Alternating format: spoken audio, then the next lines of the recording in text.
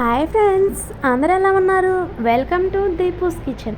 ఈరోజు మనం నోరూరించే అద్భుతమైన ఇంట్లోనే చేసుకునే చికెన్ కర్రీ విత్ చింత చిగురు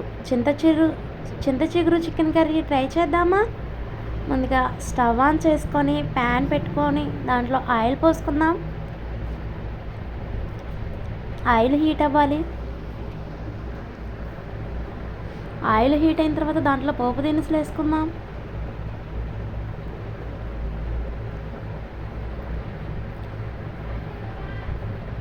చిటికెడు పసుపు, ఉల్లిపాయలు, కరివేపాకు వేసుకుందాం.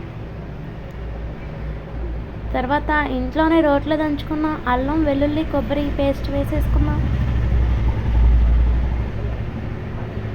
చికెన్ అయితే మ్యాగ్నేట్ చేసి పెట్టాను, అదైతే వీడియో తీయలేదు. మ్యాగ్నేట్ ఎలా చేస్తానంటే పెరుగు, ఉప్పు, కారం, గరం మసాలా వేసి మ్యాగ్నేట్ చేసి ఒక 40 మినిట్స్ పక్కన ఉంచాను. ఆ గిన్నె కూడా కడిగేసి వాటర్ వేసేసుకుందాం. లైట్గా కారం. ఇది చింత చిగురు పొడి. చింత చిగురు ఎండ పెడితే సంవత్సరం అంతా నిల్వ ఉంటుంది. ఈ పొడి ఇందులో వేసేసుకుందాం. టేస్ట్ మాత్రం అప్పటికప్పుడు కోసిన పచ్చి చింత చిగురులాగే టేస్ట్ ఉంటుంది ఫ్రెండ్స్.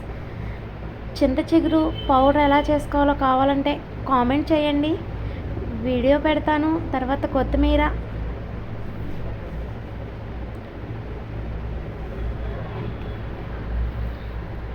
పుదీనా వేసేసుకొని కలుపుకొని మూత పెట్టుకుందాము.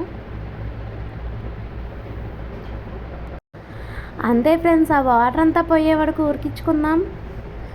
చికెన్ అయితే పావు గంటలో రెడీ అవుతుంది. నోరూరించే చింత చిగురు చికెన్ కర్రీ రెడీ. వీడియో నచ్చితే లైక్ చేయండి, కామెంట్ చేయండి, సబ్స్క్రైబ్